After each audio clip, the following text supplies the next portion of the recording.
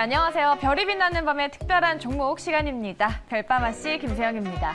아쉽게 시장은 조금 팔았지만 여러분들의 계좌는 빨간맛 수익 올릴 수 있게 저희가 오늘도 힘내도록 하겠습니다. 자, 오늘 수요일은요. MBN골드 한기우수 매니저와 함께합니다. 어서 오세요. 네, 안녕하십니까. 네, 미국 장세와 좀 같이 가는 걸까요? 좀 잡혀있는 느낌이 들어요. 경계를 좀 해야 될까요, 매니저님? 미국 장세 정도만 유지만 되면 그나마 더 좋죠. 아, 정말요? 좋은 건데 일단 한국 증시는 미국 증시를 따라가는 이제 후행 지수입니다. 그래서 네. 미국 증시가 가다가 조금만 불안해도 외국인들의 어떤 선물 매도로 인해서 시장이 먼저 조정을 받는 그런 경향이 굉장히 많아요. 그래서 오늘같이 코스닥 시장이 많이 출렁거리는 그런 장세가 나타난 것으로 보시면 될 것 같고요. 그래도 역시 이제 시장은 미국 증시를 따라갈 겁니다. 또 미국 증시는 일단 시장 자체가 크게 꺾일 만한 악재는 별로 없어요. 많이 올라서 경계감은 있습니다만 꺾일 만한 악재가 별로 없기 때문에 미국 증시는 큰 악영향은 없을 거로 보고 있고요.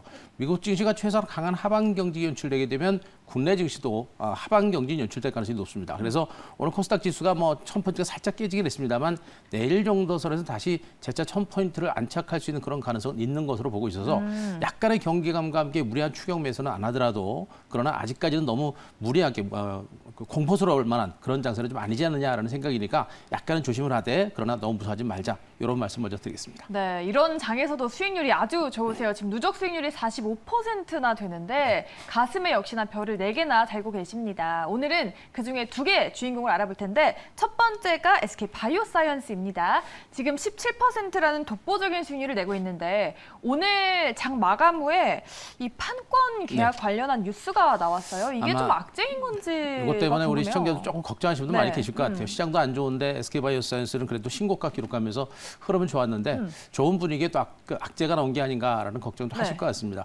지금 시장에서 나온 얘기가 이제 노바백스의 그 CMO 판권 계약과 관련된 부분인데 판권 계약 기간이 약 1년 정도밖에 안 된다라는 그런 소식이 좀 들리고 있는 겁니다. 보통 이렇게 신약이라든가 CMO라든가 이런 거 판권 계약이 진행될 때는 수년에 걸쳐서 하는 경우가 보통인데 이렇게 굉장히 짧은 시간 동안 이렇게 계약하는 경우가 굉장히 많지 않다는 겁니다. 그래서 이런 불확실성, 그러니까 만약에 이제 노바백스하고 기간 연장, 판권 계약에 대한 기간 연장이 이루어지지 않게 되면 최소 수천억 이상의 매출이 감소할 수 있다는 그런 시각이 지금 시장에서 부각이 되고 있는 겁니다. 그럼 그래서 주가도 좀 변동성이 그렇죠, 나올까요? 변동성이 클 수 있겠죠. 그래서 그런 것에 대한 경계감이 있는데 그런데 실질적으로 계약 연장이 진행되고 있기 때문에 실질적으로 결과가 계약 연장이 불발로 될지는 그건 우리가 알 수 없는 상태고 또 연장될 수 있는 그런 가능성도 여전히 있는 이런 상태입니다. 그래서 주가 흐름에 있어서는 단기로 올라서 약간 출렁거릴 수는 있겠습니다만 중기적인 반등 여력은 있고 또 한 가지 중요한 것은 SK바이오스는 노바백스의 어떤 그 CMO 그리고 이제 아스트라제네카의 CMO와 관련된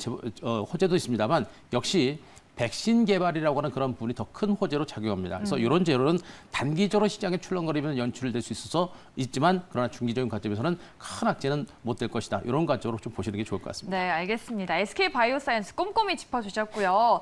메리츠 화재도 지금 10% 넘는 수익입니다. 근데 오늘은 시간이 없으니까 무료 방송에서 들어보는 게 어떨까요, 매니저님?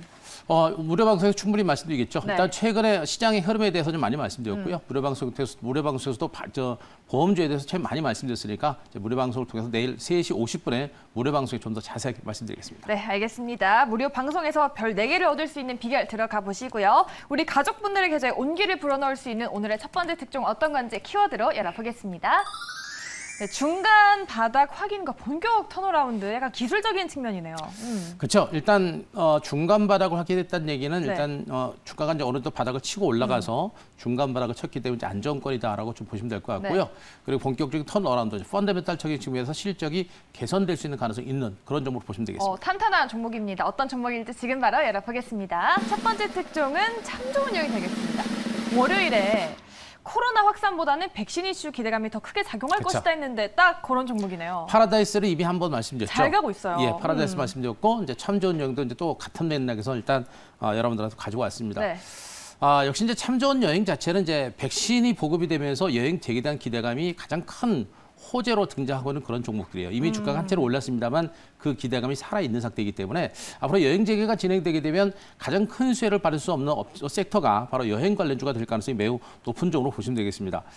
일단 파라다이스를 가져왔을 때 여러분들 아셨듯이 우리나라가 이제 대규모 파이자 백신을 확보를 한 상태고요. 또 우리나라 인구 한 명당 2번씩 접종할 수 있는 양을 충분하게 확보를 한 상태이기 때문에 앞으로 백신 접종 속도가 좀 더 강하게 진행이 되게 되면 그에 따른 여행지에 대한 기대감에 의해서 주가 반등세가 나올 수 있는 그런 가능성도 높습니다.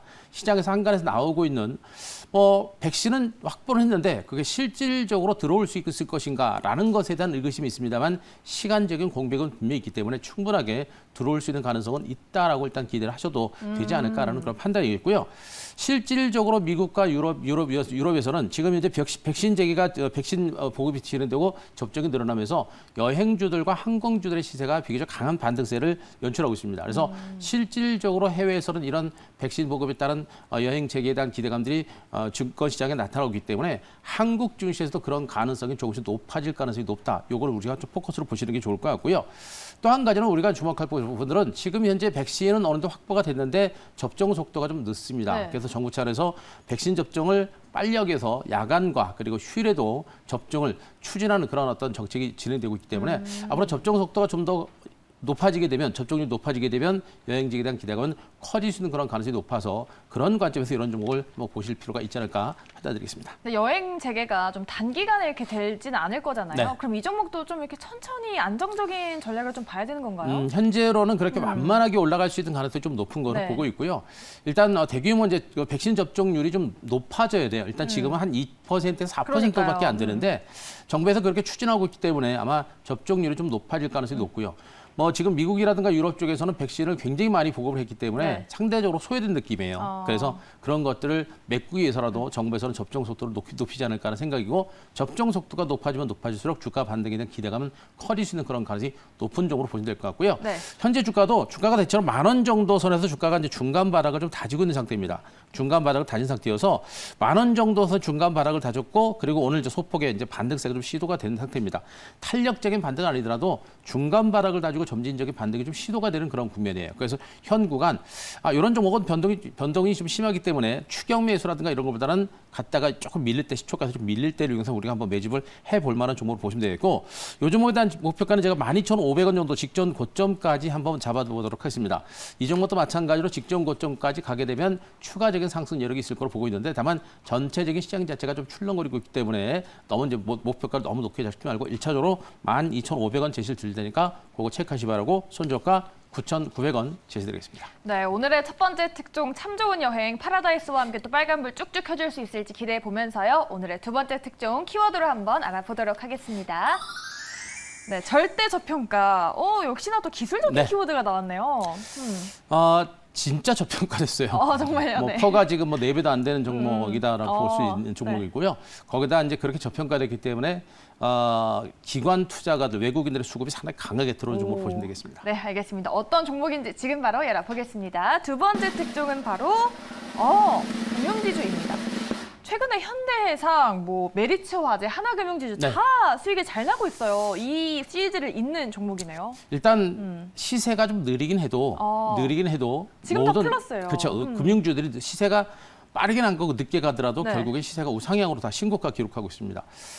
지금 코스피 일본 대형주들을 중심으로 해서도 이제 제조 관련주가 좀 강세를 보였고 금융주들도 은행주, 증권주, 또 보험주가 동반해서 강세를 기록하는 모습인데 은행주들도 결국엔 저평가된 국면입니다. 저평가 종목인데다가 거기다 기관과 외국인들의 수급이 살아있고 보통 지수가 박스 상단이 딱 가로막혀서 지수가 못 갈 때는요. 많이 올랐던 종목이 쉬고 못 올랐던 종목이 키 맞추면서 올라가는 그런 경우가 굉장히 많습니다. 바로 지금 현재 금융주가 바로 그런 어떤 패턴을 보이고 있는 상태입니다. 그래서 정말 DGB 금융주 같은 종목은 대구 경북 지역을 기반으로 한 그런 은행이죠.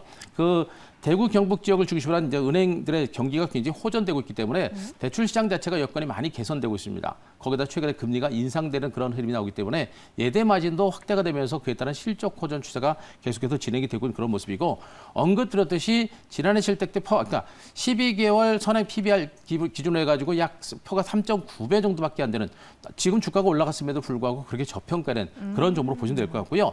여기다 기관하고 외국인 투자를 쌍끌이 매수가 비교적 강합니다.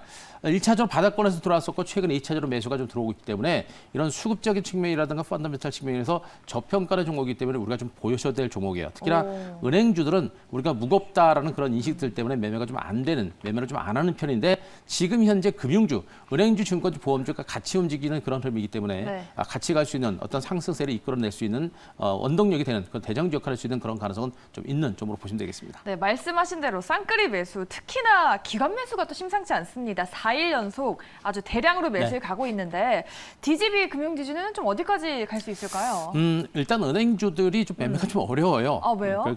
좀 무겁고 그리고 중간에 변동성도 좀 큽니다. 네. 그래서 이런 종목들은 은행주들을 매매하실 때는 보통 이제 배당도 굉장히 높거든요. 배당 투자도 한번 같이 하시는 게 좋겠고 단기 투자보다는 중장기 투자를 좀 많이 하시는 것도 괜찮아요. 제가 얼마 전에 KT라는 종목도 한번 여러분들한테 소개를 드렸는데 네. 그 종목도 아주 뭐 가는 둥 마는 둥 하면서 계속 신고가 나옵니다. 약간 눌리긴 했는데. 그래서 그래도 수익을 줄 수 있다는 게 그렇죠. 좋은 것 같아요. 조금씩이라도 은근하게 갈 수 있는 그런 종목이기 때문에 이런 종목은 가급적이면 저는 단기보다는 중장기를 보시는 게 좋겠다라는 측면을 좀 말씀드릴 수가 있겠고요. 네. 다만 이제 단기적인 관점에서 이 종목에 대한 목표가는 제가 직전 고점 좀 넘어가가지고 9,500원 정도까지 잡아드리겠습니다. 직전 고점 9,500원 정도 넘어가게 되면 그 구간에서는 단기로 눌림이라든가 기간 조정이 길어질 가능성이 높습니다. 그래서 목표가 9,500원 정도 제시를 드리고요. 자, 손절가는 8,000원 제시를 드리겠습니다. 네, DGB 금융지주 알아봤고요, 매니저님. 중요한 댓글이 또 한 가지 있습니다. 네. 우리 스타시티님께서 오늘도 빛나는 우리 세영아 씨 감사합니다.